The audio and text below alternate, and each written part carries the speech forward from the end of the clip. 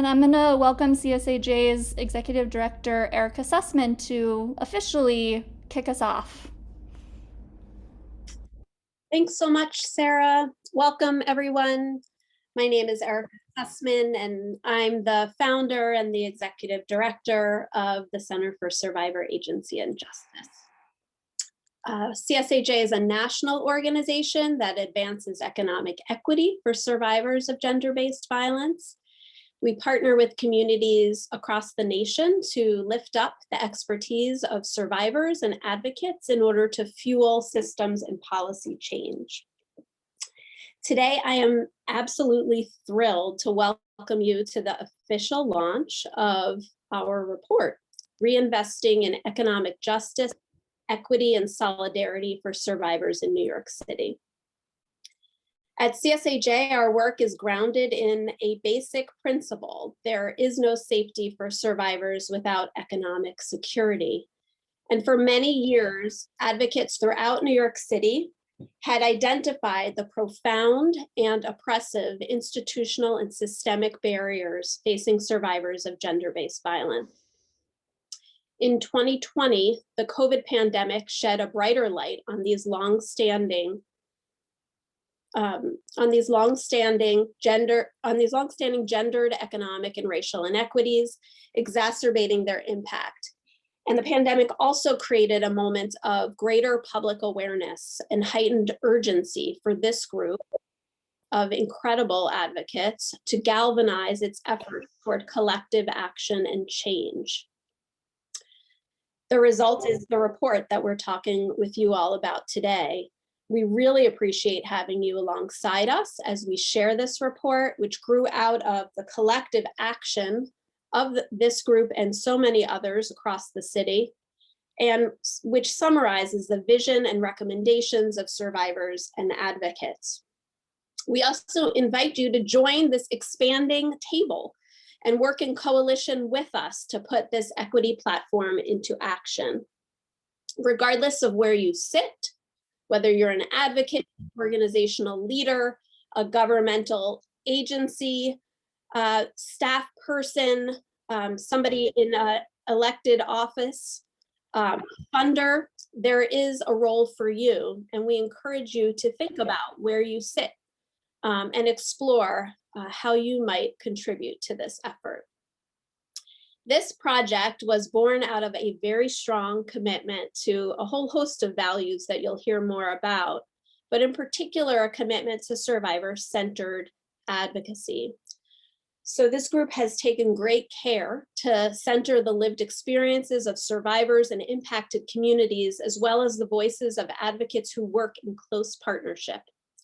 The work ahead is work of holding ourselves and our systems accountable to survivors.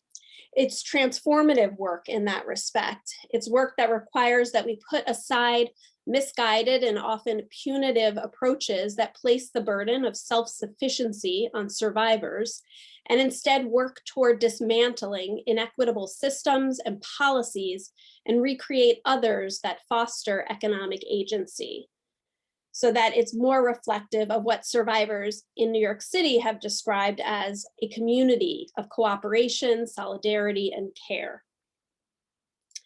We would not be here today without the powerful organizing work of the rich advocacy community of New York City. So I want to share with you all some of the partners on this. I can advance the slide, that would be great. Okay. Partners on this project are all listed here, both as co-organizers and as co-authors. And I'm going to highlight some of the co-authors who are also panelists in just a bit. So to list those co-organizers who participated but may not be speaking today, they include Lorena Carusias at Mixteca Organization, Madeline Garcia Bigelow at Urban Justice Center, Domestic Violence Project, Melissa Correa with the Violence Intervention Program, Michelle Cameo, also VIP, and others I'll introduce in just a bit as they'll be presenting. An exciting part of this initiative is that Many of the co-organizers and authors are representative of coalitions. So it's in many senses a coalition of coalitions or collectives, and that those collective organizations include the Collective, as well as the Domestic Violence and Consumer Law Working Group and the Domestic Violence and Economic Justice Task Force. I also want to mention that this work was funded in part by the New York Women's Foundation, and we are in deep gratitude to the foundation for enabling us to include and compensate voices and expertise of survivors. Let me give you a sense of what the agenda looks like for today. So if you could advance it, thank you. So 3 parts, really. The first is that our panelists and co-authors will offer context about the process and review the report's policy platform and recommendations. Second, we'll pause a bit to hear from all of you. We want to hear your reactions. We want to think with you about questions, and we're hoping for some rich dialogue. And then lastly, we will dive into our call to action and get your input on some next steps in this process. So to do all of that, the discussion piece of this, the discussion of the report, is going to be carried out by a panel of key authors who participated in both the process of gathering this information and also the creation of this report and next steps. So I'd like to, and I'm very honored to, introduce all of these folks. First is Sarah Wee, who is CSAJ's Director of Research and Programs. In this role, Sarah ensures that CSAJ's projects are fueled by and fuel knowledge and are done in partnership and work to build organizational capacity to identify and address critical issues facing survivors. Currently, this includes overseeing national technical assistance projects, as well as leading all research, learning, and evaluation efforts at CSAJ. Another of our co-presenters today is Aditi Bhattacharya, who has been practicing trauma-informed and culturally centered anti-violence social work since 2010. As the Deputy Director of Client Services at New York City's Anti-Violence Project, she champions and amplifies the voices of LGBTQ+ and HIV-impacted survivors of all kinds of violence for systems change. And she leverages and shares what she learns from her work with students at John Jay and at Columbia University. Another panelist that we have with us today is Blair DeRoche-Walther, who's the Manager of Economic Empowerment at Safe Horizon and works directly with the housing team within 8 domestic violence shelters across the 5 boroughs. Blair is a Guggenheim Fellow who has nearly 20 years of combined experience working within the arts and social justice advocacy. Next is Teal Inzunza, who's the Program Director of the Economic Empowerment Program at the Urban Resource Institute. For the past 10 years, she's been an economic justice advocate in New York City and currently co-chairs the New York City DV and Economic Justice Task Force, along with participating in many other city and nationwide working groups that focus on economic justice for survivors. Marissa Mena is a senior staff attorney with the Consumer Law Project at Campbell Legal Services and is co-chair of New York City's Domestic Violence and Consumer Law Working Group. She represents low-income consumers citywide in debt defense cases and affirmative litigation. And lastly is Naomi Young, who is a staff attorney at Her Justice, where she leads the organization's Financial Freedom Project to advise clients who are struggling with consumer debt or are victims of financial abuse. She also co-chairs the New York City DV and Consumer Law Working Group. So it is my privilege and pleasure to have been working with all of these folks. And I'm super excited to hand the program over now to Sarah Wee, who will dive into the first piece of our agenda. Thanks so much, Erica. Thanks for that beautiful introduction and echo the amazing work of all of the partners that are here presenting here with us and all of you in the room. As Erica mentioned, we've got folks sitting at very diverse positions and work and experience in this field. So we're really excited to be turning this effort into action with all of you. We can't tell you how excited we are to bring this into conversation and advocacy. So I'm going to lay a little bit of the landscape just to make sure we're all on the same page and to give you a sense of the intersecting issues that our coalition kind of coalesced around and tried to present in this report, as well as some of the backstory to our work. So to start with that, why we're ultimately here is because we know, and everyone here operates in the reality that there is no safety for survivors without economic security. We came together around these issues because the issues that Erica mentioned cut across gender, economic, and racial justice. They're long-standing issues. They're not new, but COVID really deepened them. At the same time, highlighted and made plain these disparities and the ways that they're connected. And we wanted to really leverage this opportunity, take some positive from this moment to create change in a different way for survivors. So I don't really have to say this for many of you here, but for the sake of common ground, we come together under the context or the framework, the idea of the economic ripple effect of gender-based violence. And in that, we know a couple of things. We know that abuse creates economic hardship. Nearly all survivors report experiencing economic abuse, whose effects continue and compound long after a relationship has ended or harm has stopped. We know that poverty restricts a person's options for safety. Research, advocacy, survivors' stories, and activism have long lifted up that among their top needs and the hardest things to secure are things like income, job stability, housing, childcare, the stuff and the things that we all create in our unique ways to make our lives. And part of that is because so many of these options to access these resources are built into government and service systems that are not distributed openly, evenly. We often talk about who's eligible, who's granted access, who's given time and chances, who's believed, who gets to do things with the resources they're given in the ways that they determine is best to meet their needs. And undergirding all of this are the long-standing historical and modern-day manifestations of racial and social inequity. So systems marginalize and exclude, and abusive partners and others who create harm exploit those vulnerabilities. So all of this, this is a probably overly simplistic graphic. These things are running simultaneously, both across time and at different levels and domains in our lives.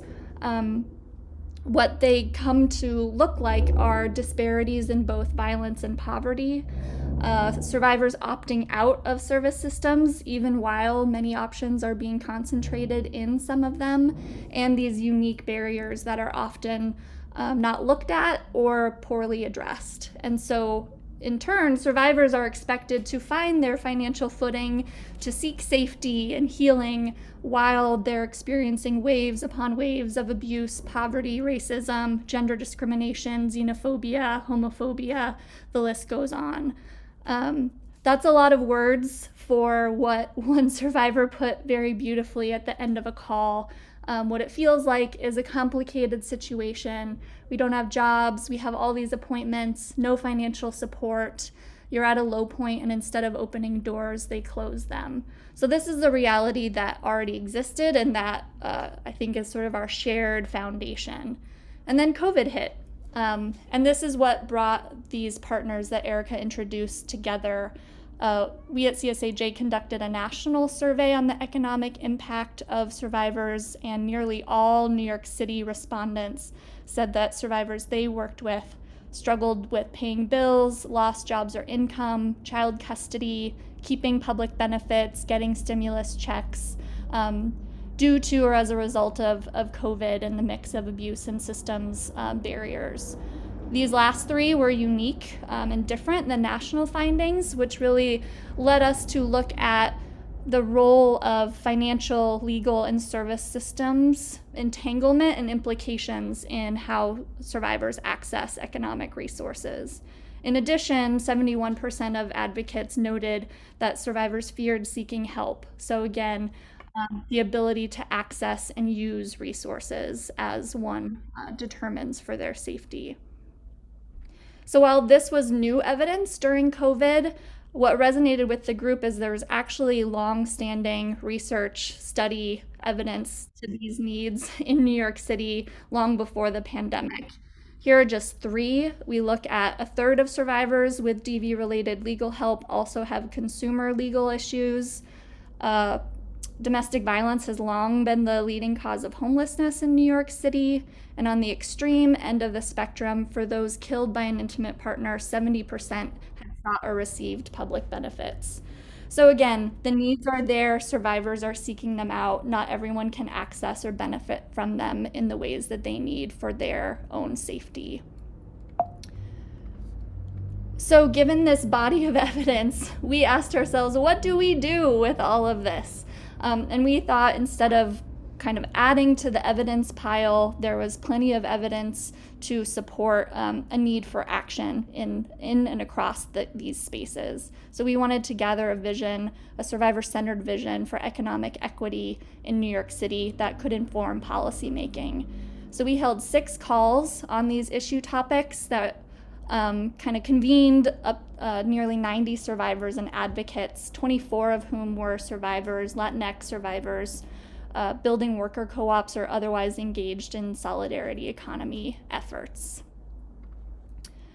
Before we dove into these calls, as Erica laid out, we're a diverse crew. We have different lived experiences and identities. We approach these issues from different vantage points, work with different communities, see these issues manifest in a lot of unique ways.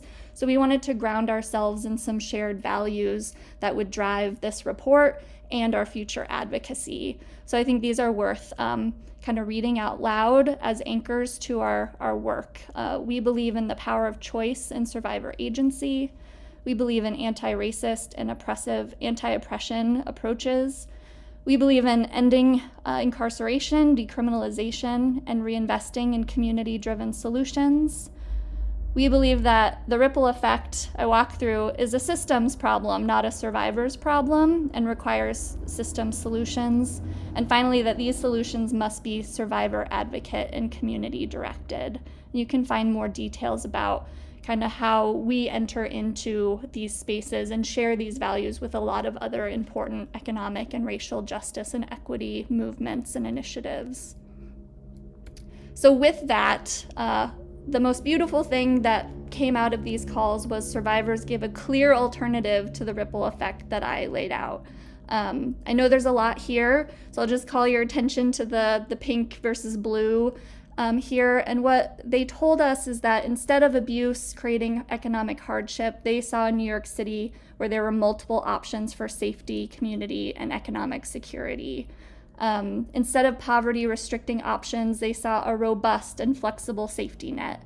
Instead of built-in barriers, they saw coordinated long-term supports and investments in alternatives especially. And instead of continued marginalization and exclusion and exploitation, they saw a New York City where they could draw on investments that were made in future generations in their community. And as one survivor put it at the end, thank you for making us dream and imagine beautiful things, which is not how many of us would characterize what they're given to navigate safety in the current environment. So I think we really view that our first act of solidarity for this is to turn this vision into action with all of you, because doing this imagining and dreaming is hard to access, and they did it and shared it with us as a really generous and radical gift. So now we get to the report, and I'm going to hand it off to my colleagues and partners. So you get a lay of this landscape. How it's structured is we first pulled from this vision some overarching policy priority areas, which effectively say and ask New York City to resource, center, and engage survivors in economic policy, funding, programming, et cetera, across the city, while we also do the hard work of dismantling racist systems and rigid practices that really aren't serving us. So we need our own time and space to get creative and imagine new ideas and ways of supporting and affording survivors that same ability. And within this are the 4 issue areas. So I'll hand it to my colleagues who will kind of lay out the problem landscape in a little bit more detail and some specific recommendations where they connect, where they're unique, and that will lead us to our discussion. So I'll invite Naomi and Marissa to take it from here.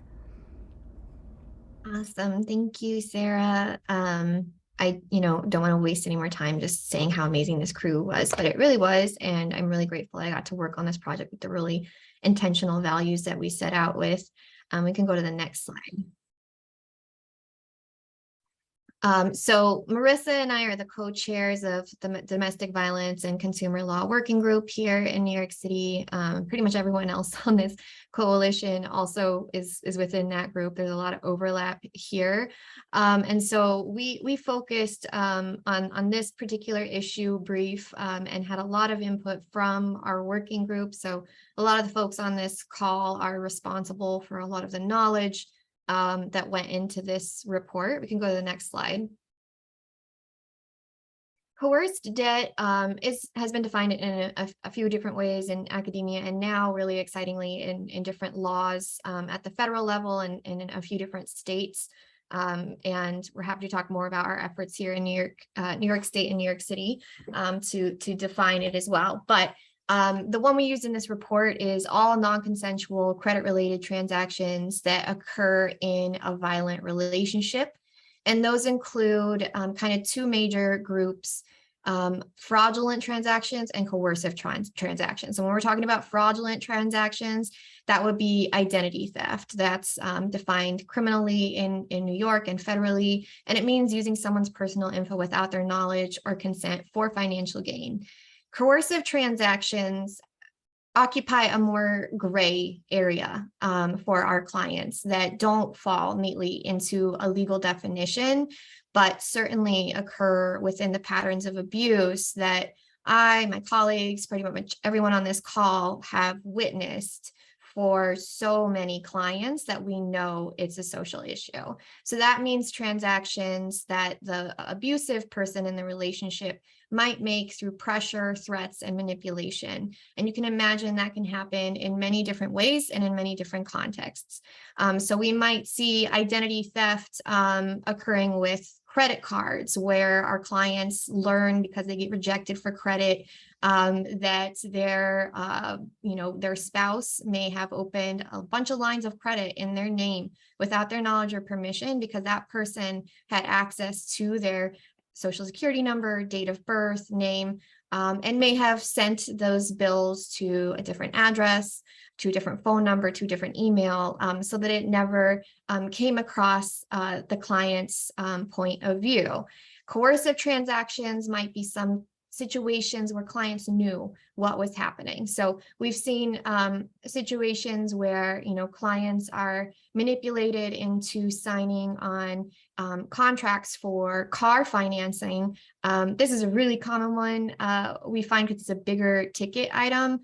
And sometimes abusers might do this because the person who they're victimizing has better credit than them. Sometimes because they just never intend to make the payments. And I've found that that's one of the main forms of manipulation that I see, is that the person who's causing the abuse might promise that they're going to make all the payments if the other person puts it in their name, says that they're a bad mother, a bad partner, a bad parent, a bad person if they don't make this sacrifice.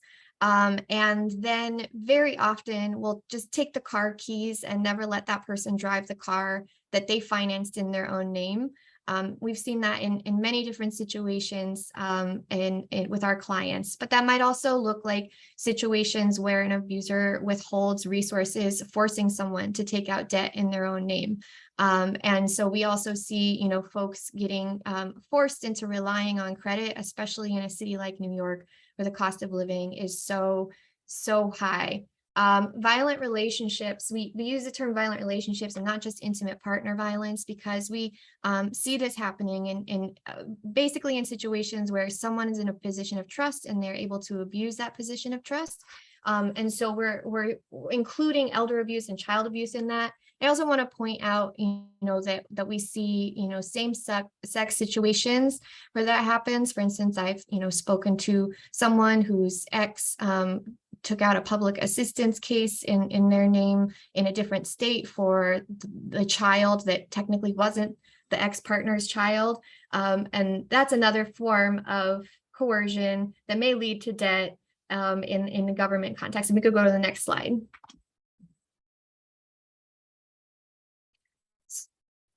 Yeah, one back.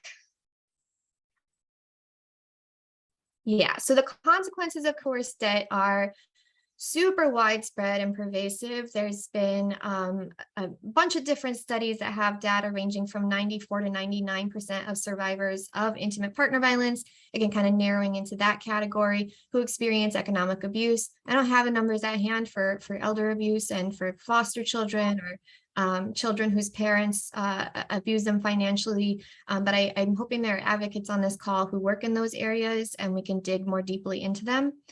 And the devastating impact of economic abuse on our clients often has impacts that last way beyond the abusive relationship itself. And so that might include consumer debt judgments, where the garnishment of wages and bank accounts and the seizure of those basic necessities. It might also be the damage of credit scores, which could mean that someone's not able to apply for housing.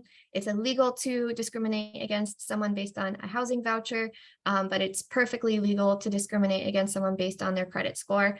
And as I mentioned, it may coerce people into relying on the government benefits programs. We could go to the next slide. And sorry if I'm speaking quickly, but I know that my colleagues have a lot to share as well, so I'm trying to zip through this content. We have these graphics in the report, but basically, just trying to convey and kind of hammer down with what Sarah opened with as a framework, that we recognize that these conditions happen in a world where racism is very much perpetuated through our economic structures. And so those most vulnerable to coerced debt are those who live in poverty, and that poverty also correlates really strongly with race, with immigration status, and with gender and sexuality. And if anybody works in academia or research spaces, there's definitely more research that could be done on the ways that different populations are specifically impacted by this issue. And we can go to the next slide. And so I'll turn it over to my colleague, Marissa.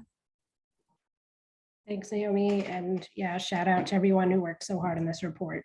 It's been an honor working with you. Again, I'm Marissa Mena from Campbell Legal Services. And to dive into more of the structural barriers that survivors face in the area of coerced debt.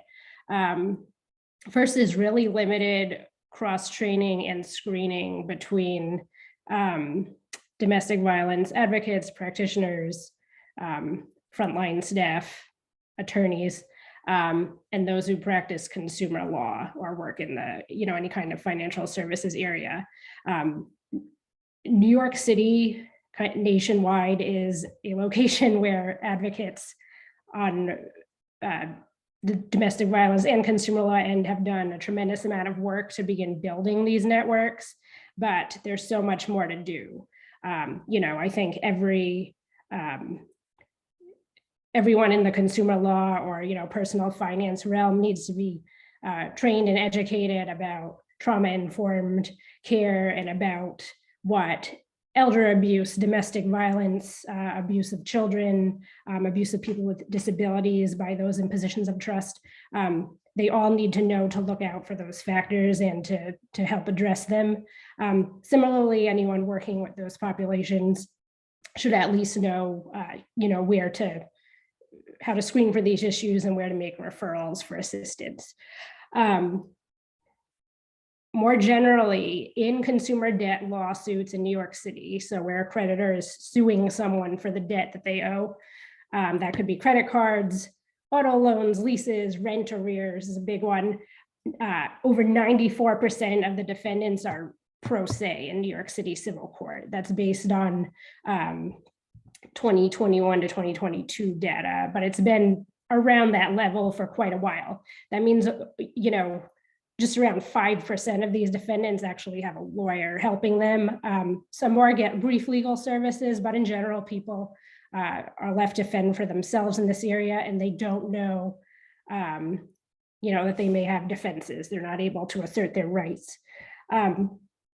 Similarly, for survivors of violence, nearly half don't have access to the financial information that would be needed to advocate in these areas due to the coerced debt. They're not allowed to check their mail. For example, all documents are withheld on threat from them.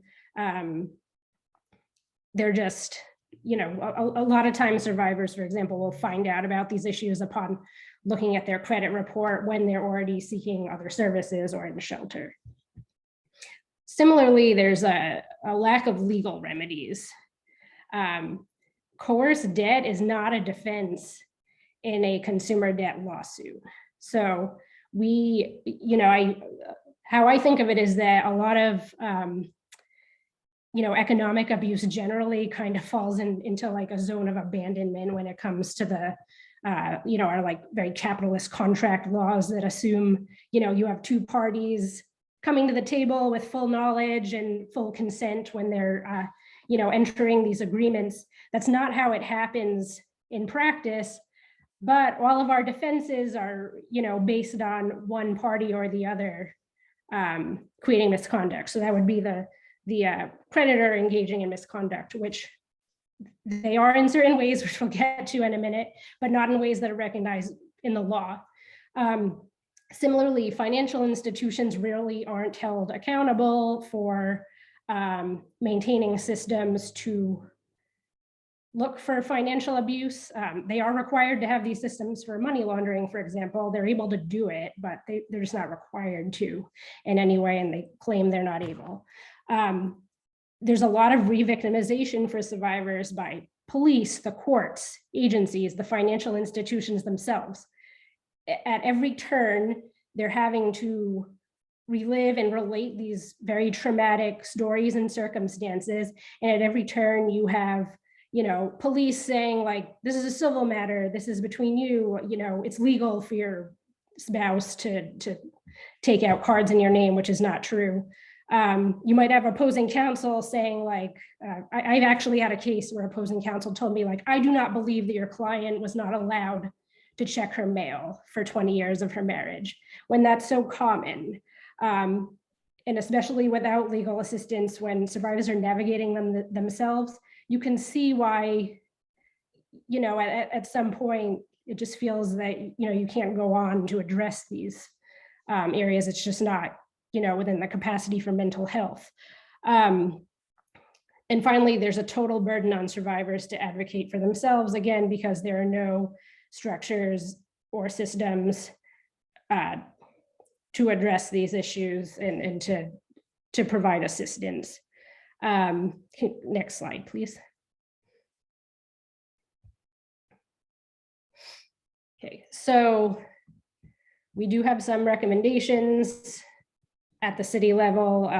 So first, I will say that legally, a lot of consumer law is at the federal level and somewhat at the state level. So I will mention a couple of those, but there's a lot that we can do at the city level and more to support at the state level in particular.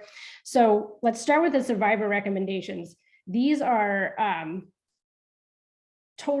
this is a totally new paradigm that's necessary for communal care here. It's not just making tweaks to systems that already exist. And this is what's really needed, I think, to get out of these cycles of debt and lack of community and intergenerational wealth that so many of our neighborhoods are experiencing.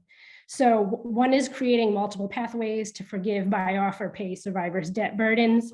I would clarify to anyone, lawmakers or anyone in public policy, we want to keep this separate from, debt settlement, credit repair organizations, anything that's for profit. Those usually tend to be scams and to further harm the consumers that they purport to help.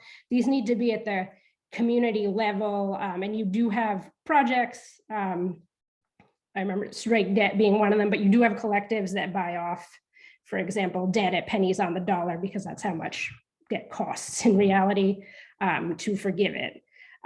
Build alternatives to savings and credit. So again, so many survivors that we work with are potentially excluded from the formal financial market entirely. And we do need other ways to survive and to build wealth without that. Supporting partnerships between legal advocacy and solidarity economy networks. I know, I'm at a legal services organization. Our ties to solidarity economy networks, while they're beginning to be built, are pretty limited still. And I do think we need to forge those relationships. And a big one is removing credit checks from housing. You have survivors who are in shelter who need housing immediately to achieve safety, and clearing up a credit report, especially with so few legal protections based on coerced debt, takes a long time. Whereas the survivor's credit report is really not indicative of their ability to pay their rent going forward. So, I would say this is crucial, not just for DV survivors, but for everyone, because housing should be a human right, and is really not linked to the credit report.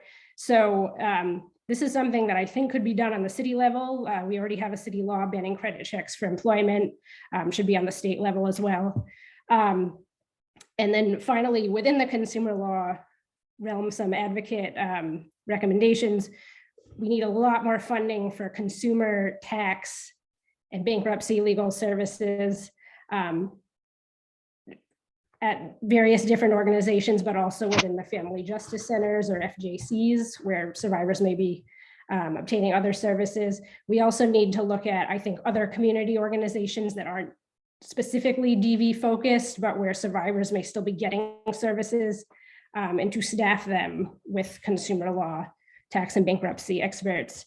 Funding survivor-led coerced debt support and advocacy groups, and also funding interdisciplinary training in DV consumer and tax law for advocates and also judges at the city and state level. Then finally, at the state level, there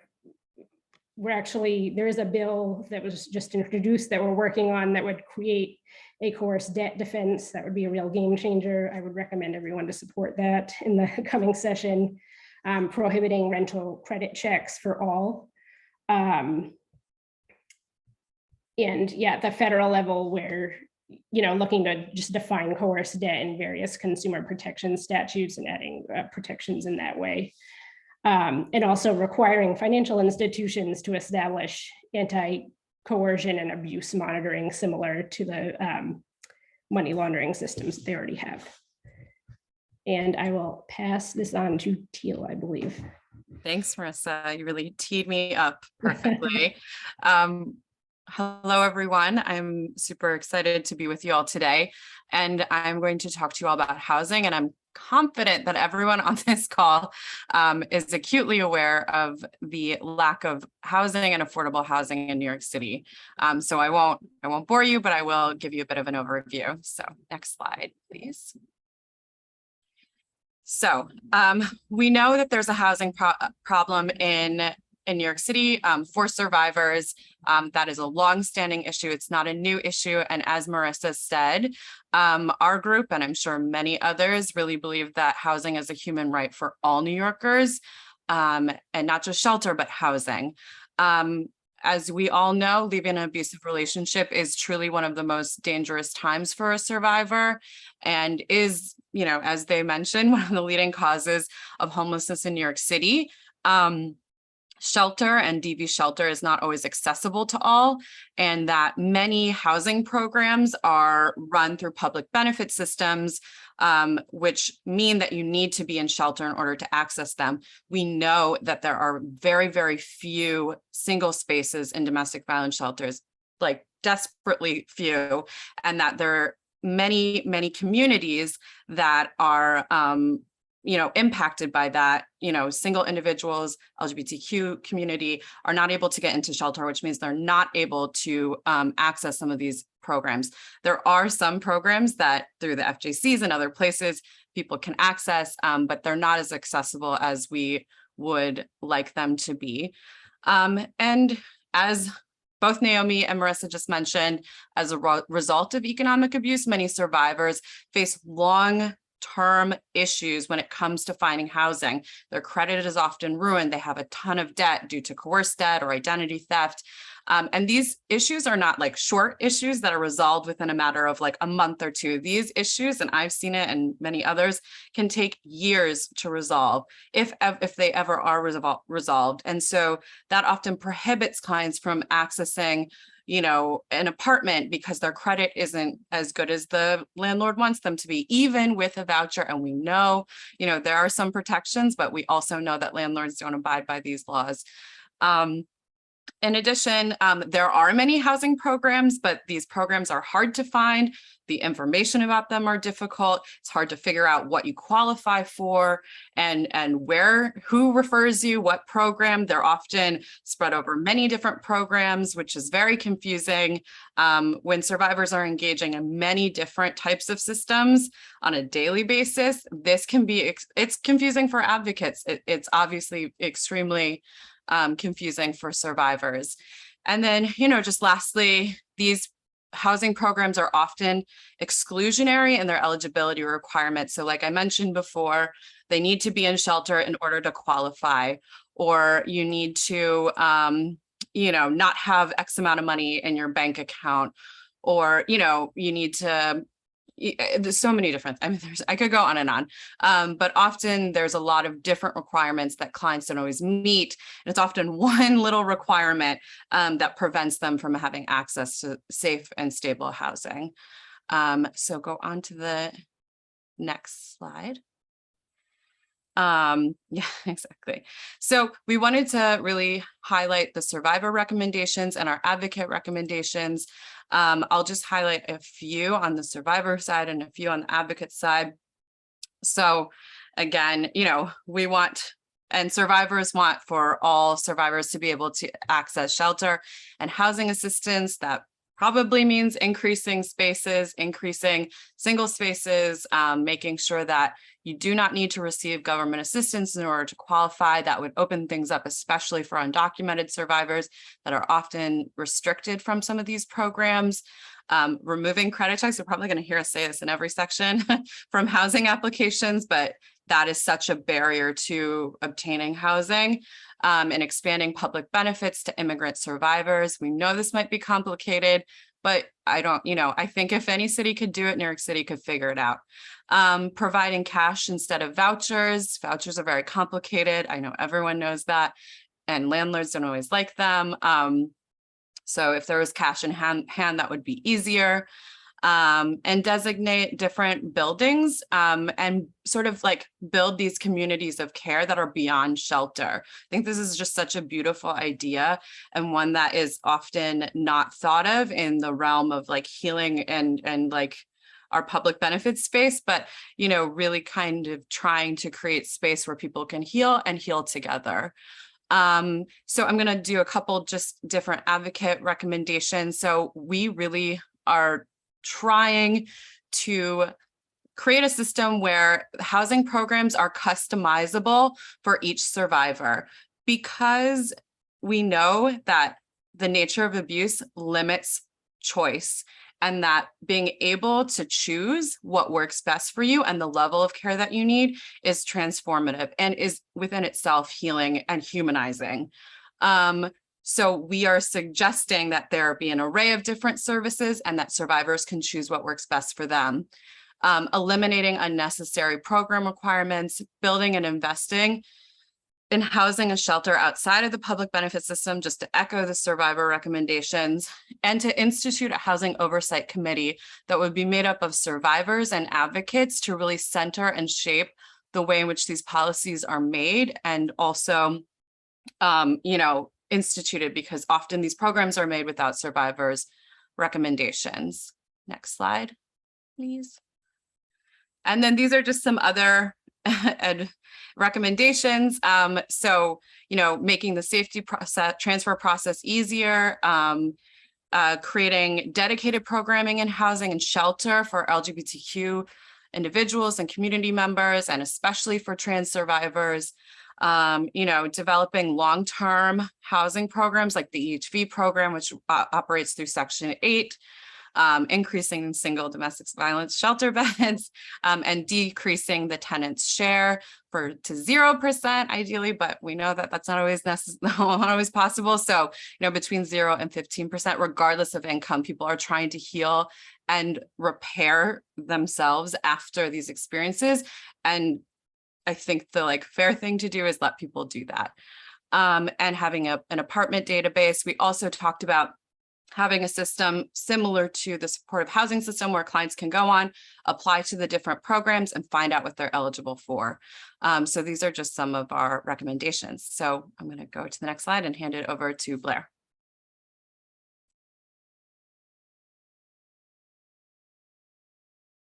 Oh, you're muted, Blair. Sorry. Hi, I'm Blair Dorschwalter. I'm going to speak about public benefits. Just a quick caveat, I might use the term person causing harm interchangeably with abuser, and domestic violence interchangeable with intimate partner violence. So you can go to the next slide. So we all know public benefits are necessary. They're necessary to ensure folks' basic needs are met, that they have access to medical care and do not go hungry. They are also meant to bridge a gap between crisis and financial stability. And we all wish that actually happens. They're meant to reduce poverty and severity of poverty, specifically for folks who are already poor. And benefits can improve a child's future and stability if they get benefits early enough in child development. You can go to the next slide. So survivors also have a very specific need in public benefits, and I think this is also why it's so important for benefits to be tailored to individuals or specific populations as needs are different. And there's going to be a lot of similarities between housing and public benefits, and I purposely left some of those in because they're so intertwined, and perhaps they should not be. So because of domestic violence survivors are the largest homeless population, their needs are increased for public benefits. At least half of public benefits at least half of people seeking public benefits report domestic violence or other violence. 80% of women receive benefits are survivors, and that is just an appalling number. I believe this is just cis women.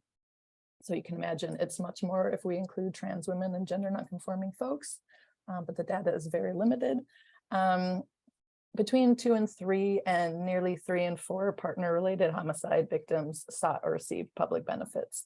And as we all know, during the height of the pandemic, domestic violence increased while access to services severely decreased. So during the pandemic, just over 470,000 New Yorkers received public benefits, which is just a tiny fraction of the people who actually needed it. You can go on to the next slide. So we also focus on systems problem, how benefits are rolled out or what the barriers are for folks seeking benefits. There are really strong restrictions that are created that create larger disparities in access, lack of transparencies for denials of public benefits and fair hearings, incredible bureaucratic hurdles, case management can mirror abuse. And I often think of service providers of public benefits kind of creating financial abuse, or really are the definition of financial abuse, when if you get everything perfectly right, you can get cash assistance and benefits.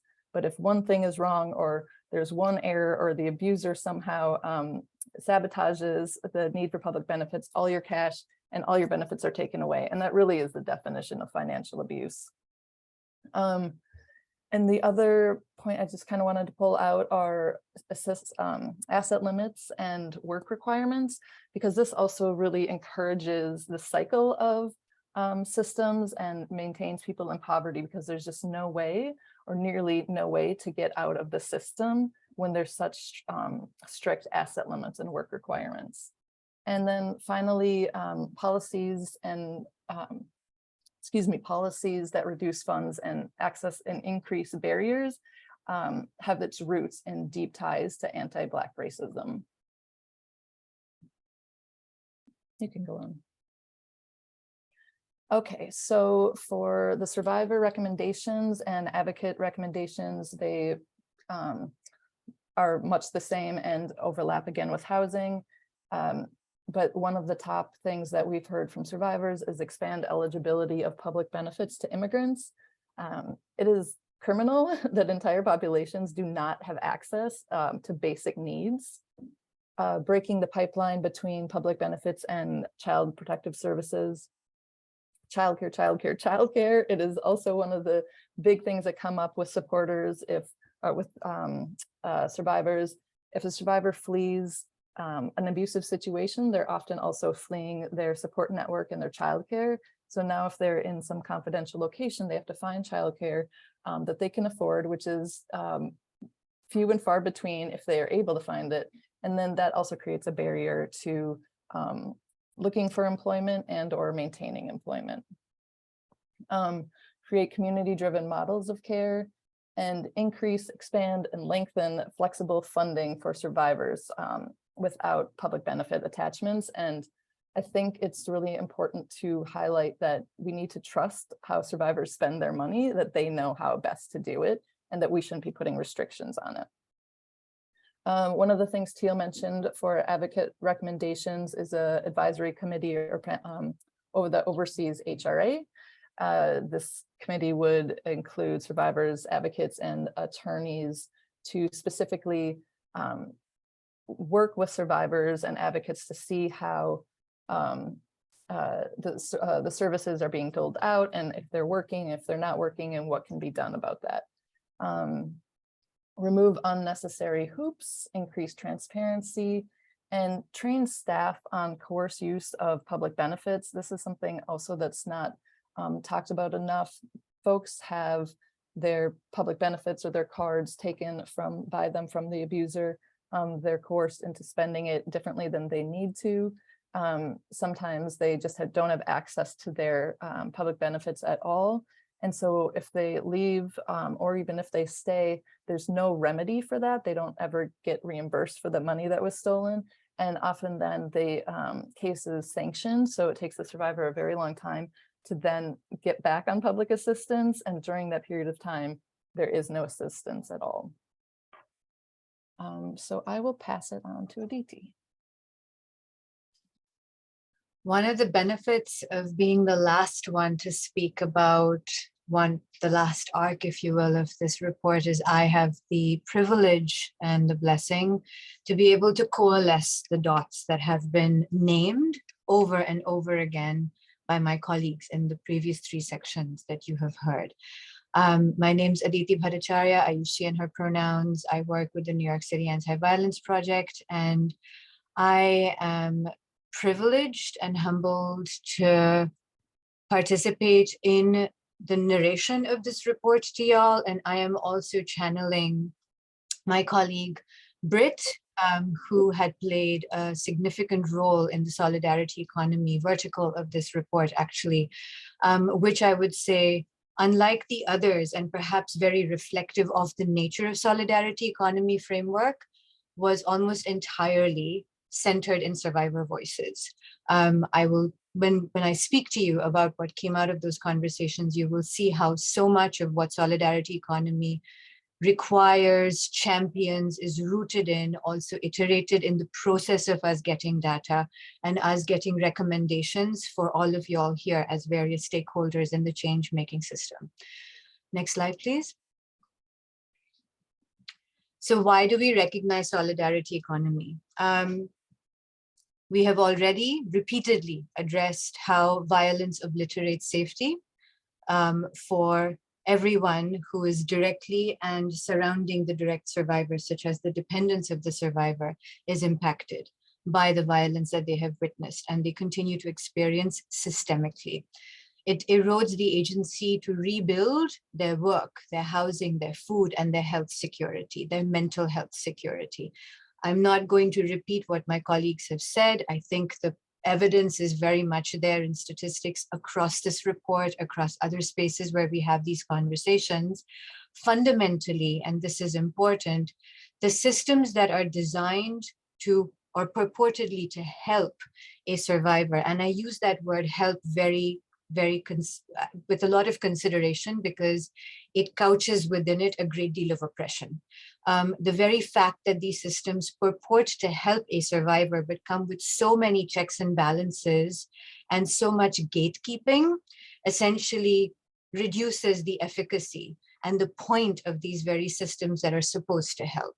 So like you would see in the history of the chat, systems, whether that is benefits, whether that is housing, whether that is banking and alternatives, they give with one hand and then they take away with conditions on the other. So in end effect, the survivor and the people that they are looking to support around all of the systems of health that I named is left struggling with their foot in two different boats, trying to keep their balance, and more often than not being able to keep it, and then falling through the cracks. And if they want to establish independence after they have fallen through the cracks, they're punished for falling through the cracks and then are told that they are ineligible for any help going forward. So this is all known. And what is interesting, and in some ways I think has been a sort of paradoxical gift with this pandemic, is these inequities became extremely underscored through the pandemic, specific to what I have named in the slide over here, the systems, and I only chose one. But most of us, especially mainstream organizations that do anti-violence work, offer the option for a person who is feeling a lack of safety to call 911, which is a direct connect to criminal justice systems. Most of us work in some way willy-nilly alongside these larger systems, and the criminal justice system is embedded in anti-violence work. That in and of itself is a paradox for a later time. However, through the pandemic, calls to criminal justice systems fell steadily. And this is even pre-pandemic, that's in the report. However, as is evidenced in the report, calls to hotlines for community-based organizations and mainstream organizations kept growing up. And this is the part that is important. A large number of the calls that came from community were not about big systems benefits and big systems assistance to people who are experiencing violence and inequity in the context of the pandemic, exacerbated, but more around basic grassroots support.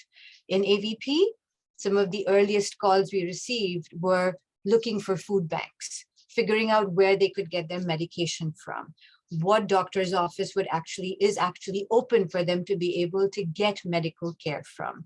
These were the basic needs that they had, because those needs translated to physical, to food, to mental health safety. That would then allow them space to build other kinds of safety that larger systems are supposed to furnish.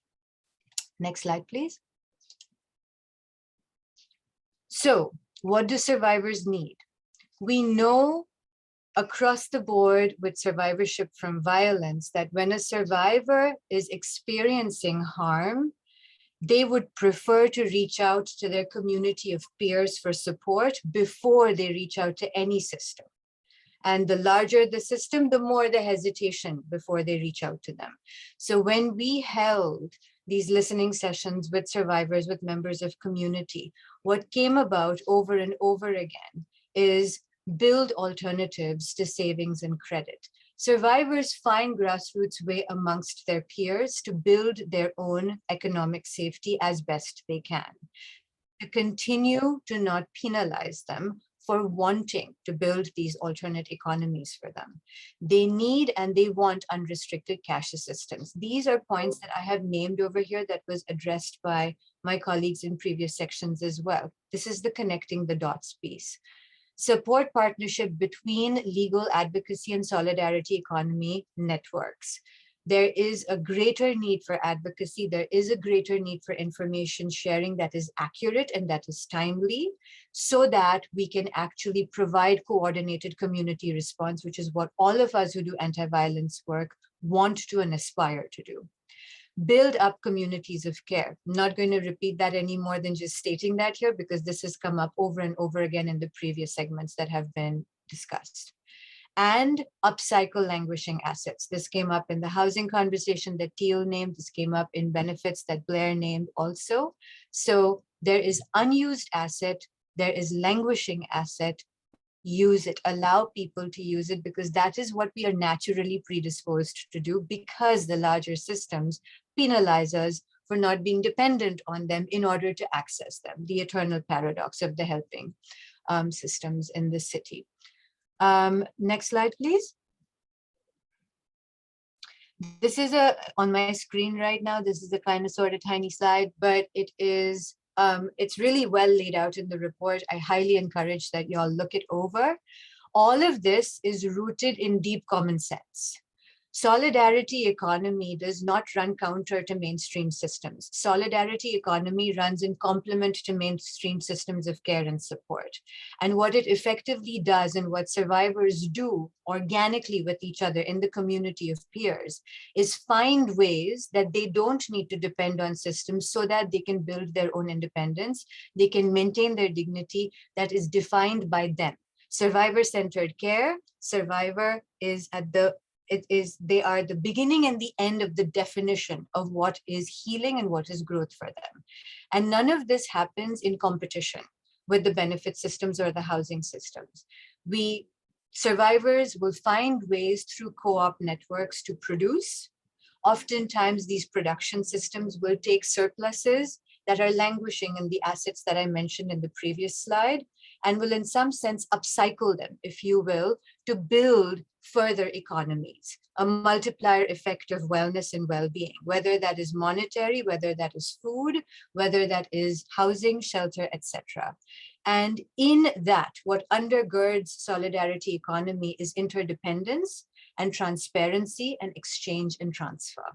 So it is the process of how solidarity economy works that allows it to take what it already is being given from systems, use what is sitting and languishing in a way that a survivor knows will work in the ethos of interdependence with transparency.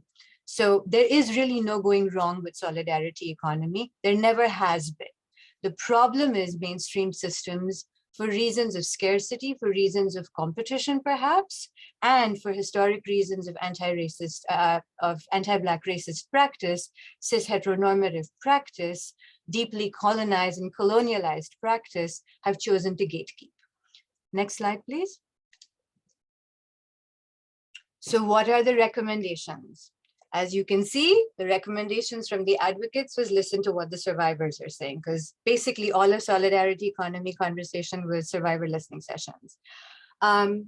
I named this fairly explicitly, and I take this straight from the report. The core question is, how do we limit institutional whitewashing and gatekeeping for people to do what they need to do in order to build their safety? I highlight the three things in red over here that have been repeated by my colleagues in previous sections. look at survivors as leaders, be transparent in the checks and balances of how mainstream systems choose to invest in systems of care for survivors. Give more funding to community-based organizations so that we can provide timely and accurate support and education to be able, and outreach to build up people's capacity to build better solidarity economy frameworks, to know what the tax implications are when they set up co-ops, to extend credit and to extend unrestricted financial support to people who want to build financial independence through interdependent, transparent modes of business. Give them that and basically stop second guessing a survivor's intent when they take a certain kind of asset, knowing that they're going to build on that asset, because at the end of the day, no survivor wants to depend on systems for care. Benefits are supposed to be, at least especially in the American context, they're supposed to be temporary. They're not supposed to be for the length of a person's life. Nobody wants to be dependent on benefits, so let them not be dependent on benefits. Trust that they know what they need to do.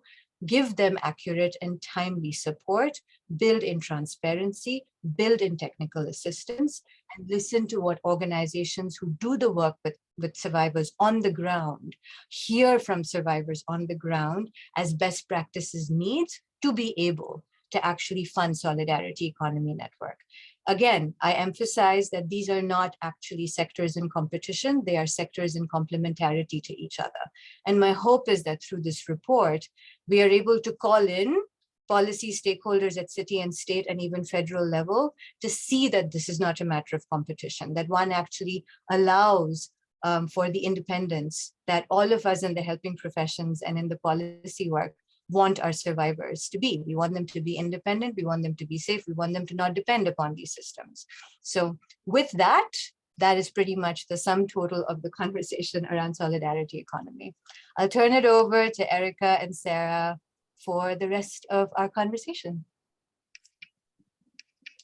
Wow, thank you so much. Thanks to all of the panelists who have presented the different pieces of the report today. It comes through loud and clear what a labor of love and care this has been, and so appreciative of all of you for the work that's gone into this and for sharing it with everybody today. I'm looking at the clock right now, and we want to hear from all of you. So we're going to open it up to question and answer from anybody who has some thoughts. What I'm thinking is we want to make sure that there's some time that we use to kind of be in conversation and dialogue about the report itself, and also that we have some time for very hands-on interaction around some next steps. So, and I think that Sarah and Blair will help guide us through that second piece. So why don't we start by doing the first part of that, which is just welcoming your thoughts, reactions, questions for everyone who is here today.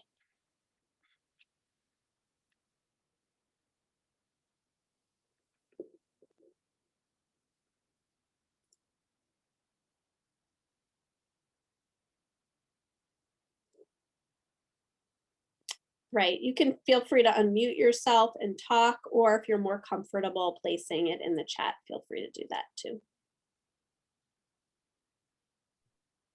I'm curious if there's things that we didn't mention in our recommendations. If folks have on their mind, we would love to hear those as well. I see a hands up from Darwin Garcia. Do you want to unmute yourself or? Hi, everyone. This was such a wonderful, wonderful discussion. And thank you so much for the presentation. It was great. I think it's so great. I think it's so great to bring up the concept of economic justice for survivors, because usually the focus on survivors is immediate safety. And sometimes we can often forget and unintentionally these other equally important priorities, such as their economic well-being and their family infrastructure, which is something we often forget as well, which also contributes to economic stability. Having having any sort of family infrastructure from either biological family or social family.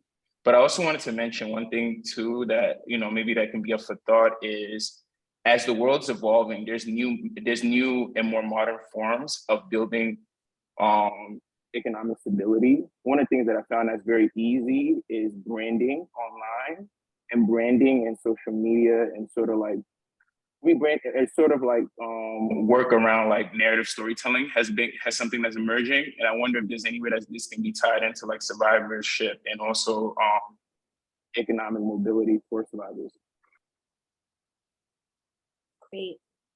Great thought. Thanks for sharing that. Does anyone want to react to that?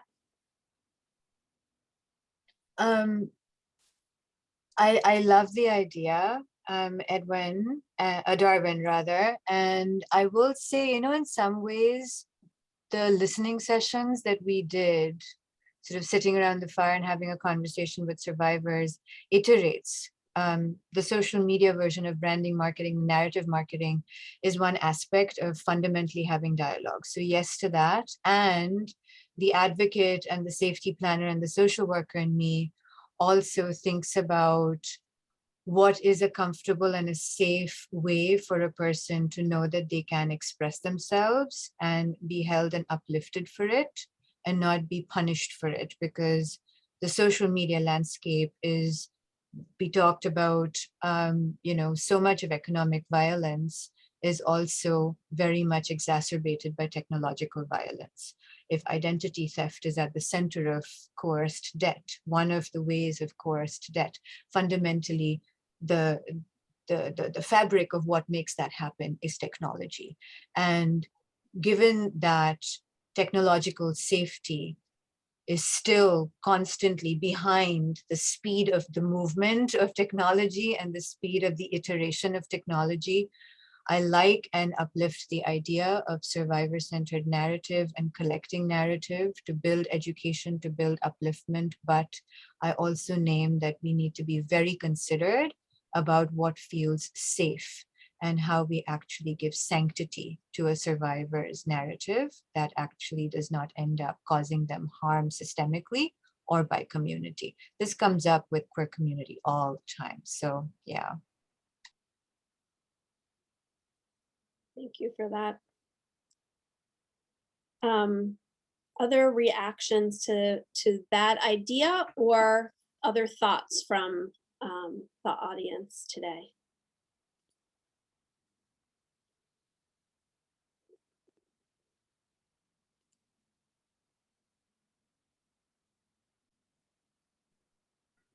For Darwin, I'm curious if this idea was, basically if you knew of any examples of this idea that you would want to share with us. If not now, then we'd love to see them in the future, just to see what that looks like. Or it might have just been something that you devised while sitting here. But yeah, if you know any examples of where that's working effectively and right, and like in a community-centered and grassroots way, I would love to hear about it. I'm not great on the social media and with tech myself, so thank you for that. Oh, sorry. Just I had a few. Some of the examples I had, at least on my end, is when I worked with a few young men of color, and I guess you're right too. There's many sort of like nuances to consider, and online platforms can often cause more harm than good. That's definitely a great consideration. But at least in my work, one of the things I focused from my perspective was engaging young men of color, and some of the young men of color that I worked with have often talked about the challenges in finding traditional work, and even quote unquote non-traditional work, which can be alienating when it comes to certificates and how to access certificates and getting funding for certificates.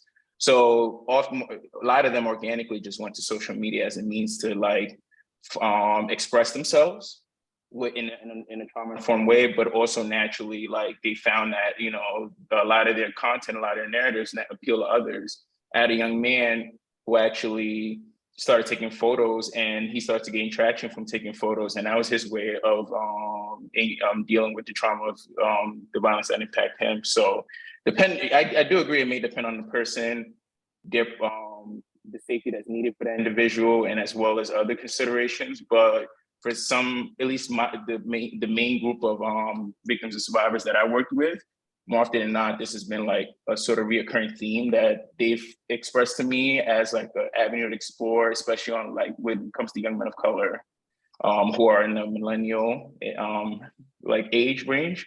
That's been something that's been brought up to them, and that's what sparked the idea for me. That's great.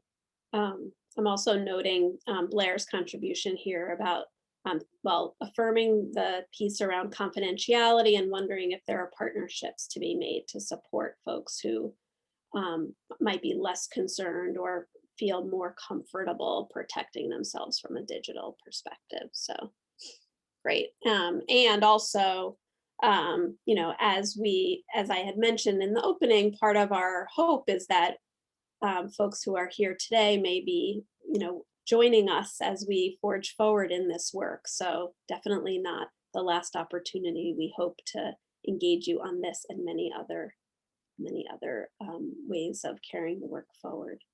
Thanks for that. Other reflections, thoughts, ideas about the report itself?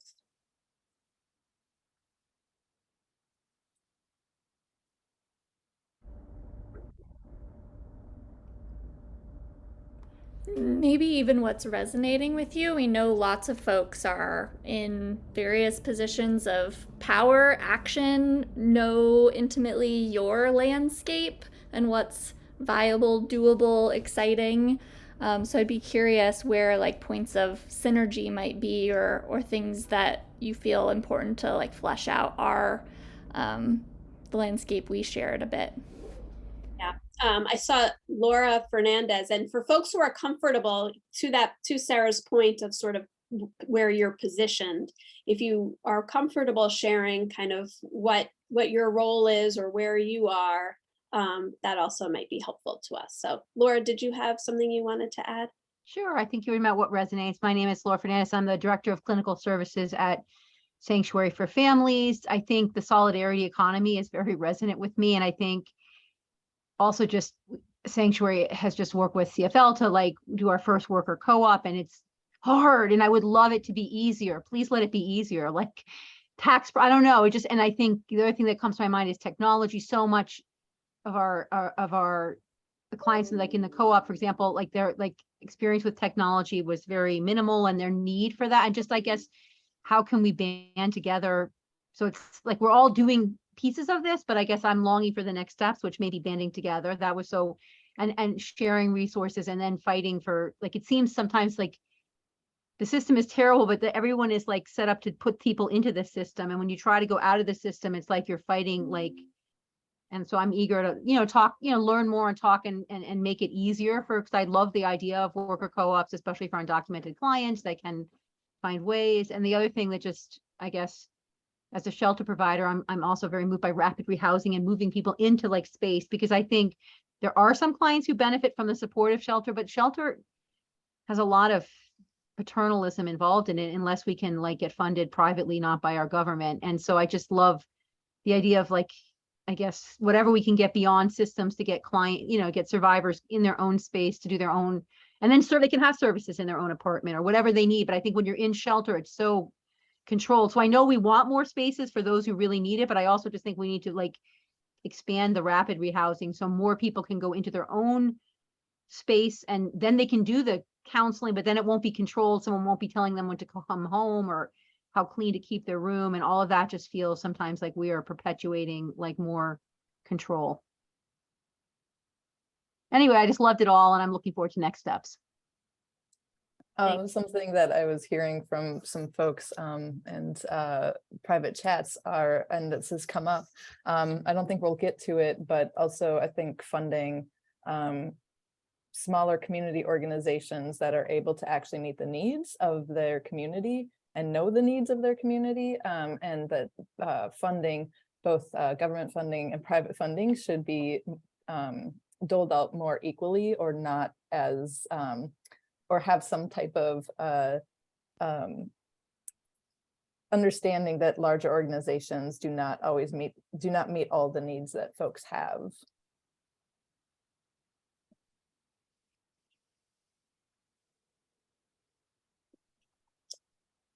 Yeah, I see your message here, or your question, Naomi, about folks who may be with sort of smaller community-based organizations. We've heard from a couple of folks who I know are housed within larger mainstream orgs. If there are folks in small community-based organizations, we'd love to hear from you about kind of how you think this report might be able to uplift your efforts.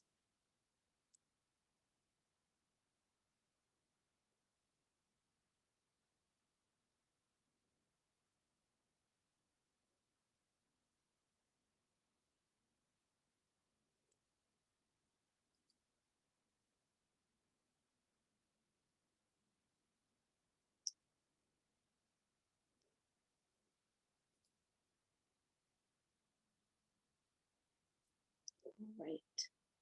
I know that there's some, a part of this project or the report itself involves a call to action. And I know that Blair and Sarah have put some thought into sort of how we might be able to start conceptualizing that. So it might make sense given the time right now if we want to spend a little bit of time concretely engaging folks in that. So I'm going to hand it over to you both.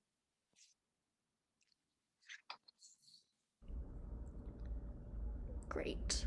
So first things first, I'm going to share a link before more folks start dropping off, a link to our actual call to action. If you like what you saw, if you have things to add, if you want to help us prioritize where we go next, that is something we ask you to complete and share.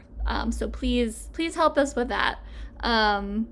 Blair, how do you want? I think we can skip the poll questions. Do you want to go into? I think since we only have a few minutes left, maybe we just highlight the 4 priority areas and see what folks are more interested in.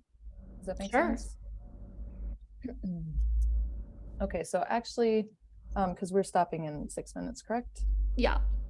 All right, so to condense what we were just going to do, I'm going to put 4 priorities. I'm going to copy and paste them into the chat. And we'd love to just hear 2 areas in which people are most interested for us to kind of focus our energy on next steps. So give me 1 second. Am I off mute? Okay, good.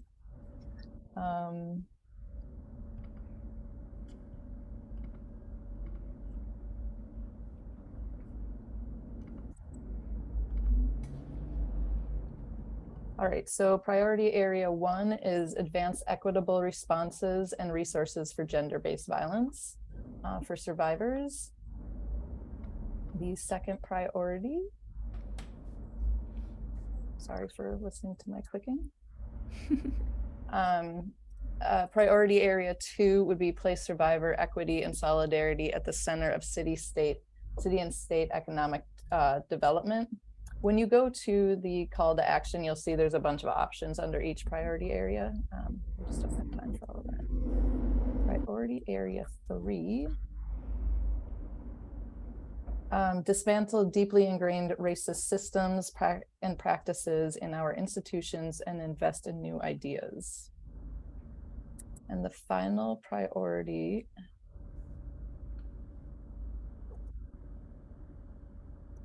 is engage survivors in government policy and planning. So, oh, you have them there. So if you could just put in the chat, maybe your top priority, priority area 1, 2, or 1, 2, 3, or 4, just so we can kind of get a sense of what people are most interested in.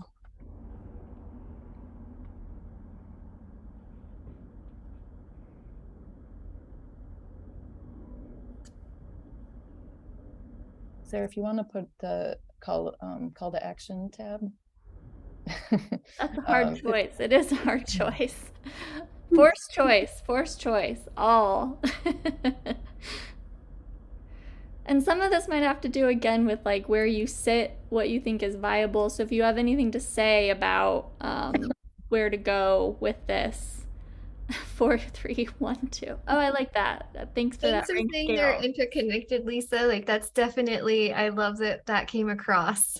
Yes. Definitely feel like this is, yeah, we lift it all up. Yes.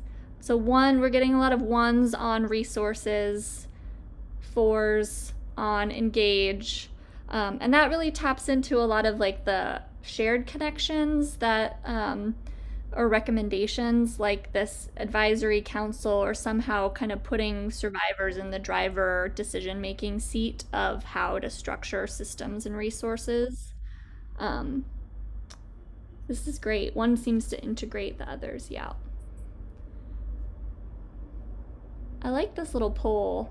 I like priority area 3, especially because I feel like that gets at other things. So once you dismantle the racist system, you get more survivor equity, hopefully, and more, what's the first one?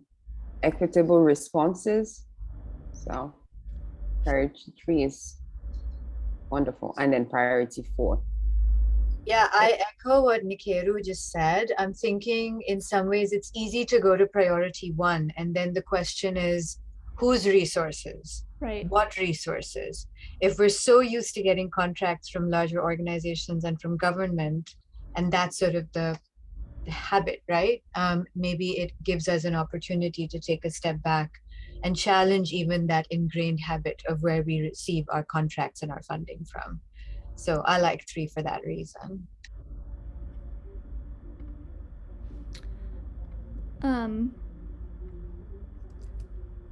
Yeah, that makes a lot of sense. So I'm going to reshare the call to action, and as we close, we're going to take all of this, but I encourage you to again complete that call to action. If you want to sign on and have your name, organization, whatever visible on our website, that's part of it. Getting your input on priority areas and also getting your input on tactics. We know the landscape, and folks here know the landscape of the ripple effect that we talk through. Many of you know the landscape of how to navigate city politics, how to plug into things that are already happening, where we need to advocate, where folks can champion different issues. So if you have insights to share with us, let us know, connect with us, meet with us, tell us what you know. Our next steps are to continue this call to action, continue disseminating the report. We do want to have advocacy meetings. We have a TBD core stat hearing in the works with the Commission on Women and Gender Equity, I believe, sometime this fall. So sign up for our newsletter and get updates so you can come and help be part of some of those solutions. We want to expand our group. So if you have ideas and you're doing pieces of this work and want to join us and help do the advocacy and figure out the best path forward, let us know in that call to action, and we'll plan a meeting sometime this fall. And then as we kind of distill all of the priority areas and figure out our short and long-term plan, we'll make sure to share that back with the group. So those are our commitments to all of you gathered here. In the meantime, we hope that you'll reach out to us and talk with us and continue spreading this word as we kind of do that new paradigm thinking that Aditi laid out so beautifully. So are there any final words, hurrahs, exclamations as folks log off? I just added the call to action again in the chat, just in case you missed it. Thank you. Everyone want to come off mute for a final Woohoo! Woo! Good job, everybody. Yes, thank you so much. Everyone, amazing. Thanks, everybody. Take really good care.